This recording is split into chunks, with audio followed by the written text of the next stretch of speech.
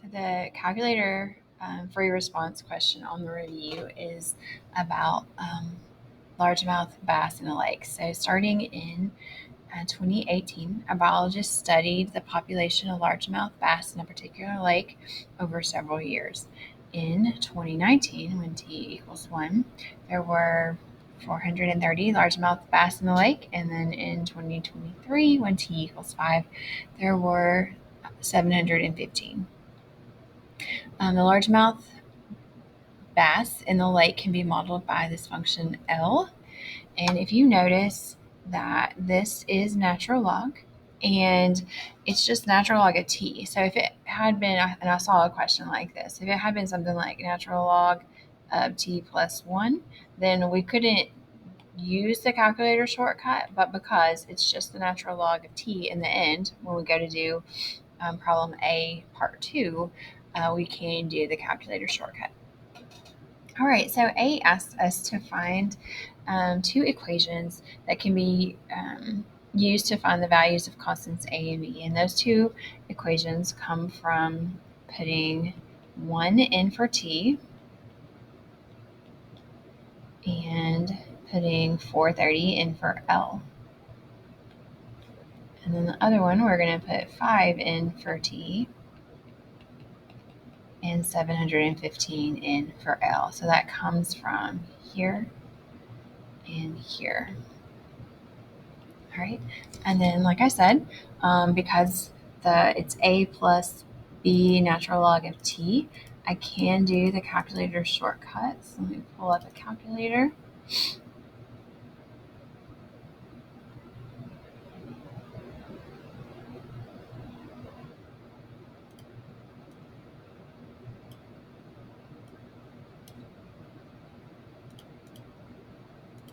All right, so what we're going to do is we're going to go to Stat and Edit, and I have some old stuff in here I'm going to clear out. All right, and then I'm going to basically put in those two ordered pairs where L1 will be 1 and 5, and then the corresponding L2s will be 430 and 715.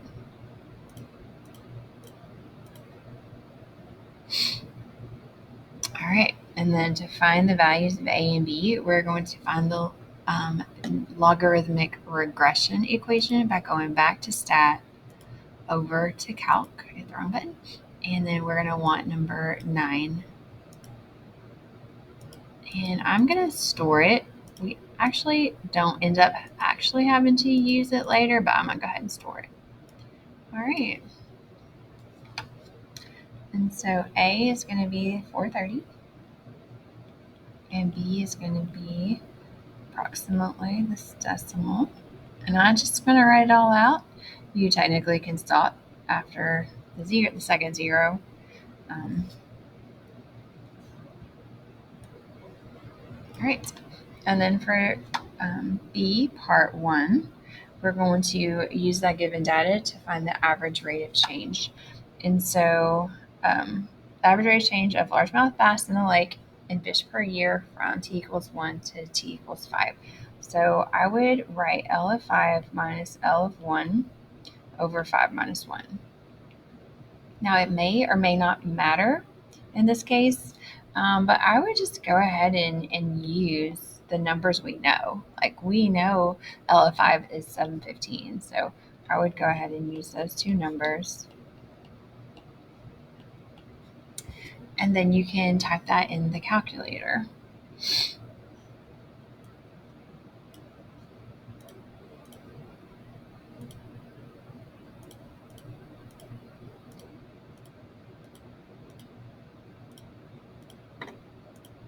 Now it does this the way I typed it. You get a fraction, and it tells you to express your answer as a decimal approximation. So we need to do that. So there's two things you can do. You could just take 285 and divide it by 4, or you could do math and choose number 2, which will change that fraction to a decimal. Either way, we don't even have to do approximation. It's exactly 71.25. So that's what it means when it tells you to show the computations that lead to your answer. And it doesn't specifically ask you to give a unit. Here, I would go ahead and do it.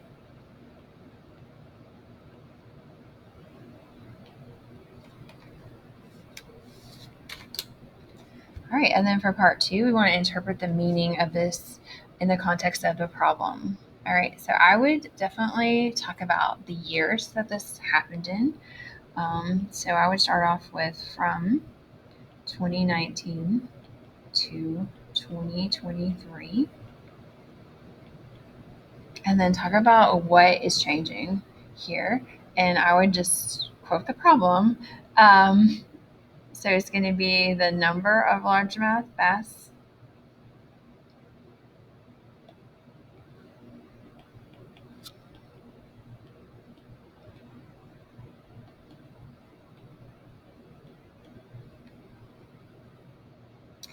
and then because this is a positive average rate of change, we would say is increasing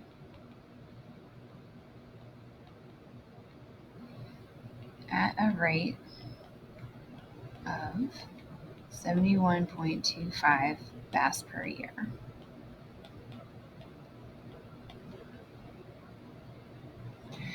I'm trying to think. I don't think there's really anything you can leave out here.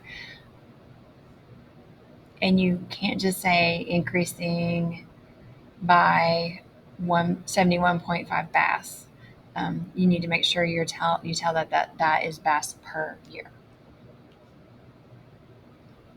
All right, and then for part 3, we're going to consider the average rate of change of L from 5 to P years, where P is greater than 5.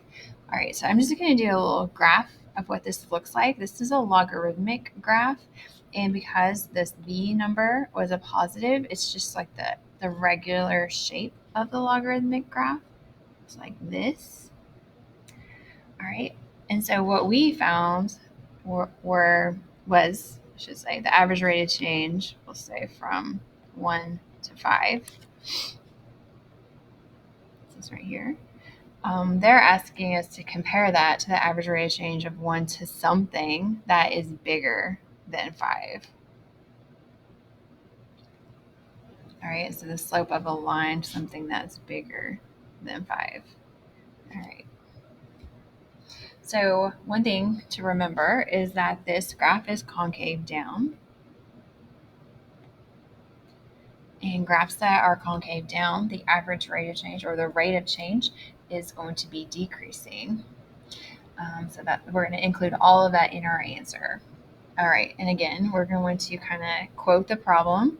So I'm going to look back, and this is the average rates of change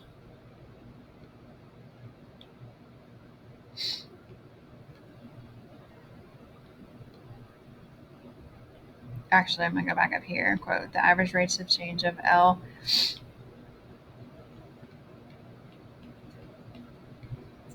from T equals 5 to T equals P are, I definitely didn't write a P, sorry.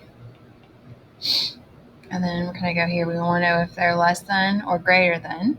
So because they are decreasing, because this is concave down, we're going to say are less than. And then I'm going to go back and quote the problem again.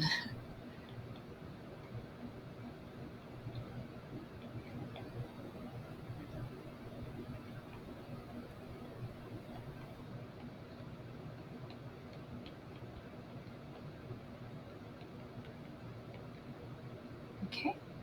And then we need to give a reason. And the reason is all about the concavity, because the graph of L of T is concave down.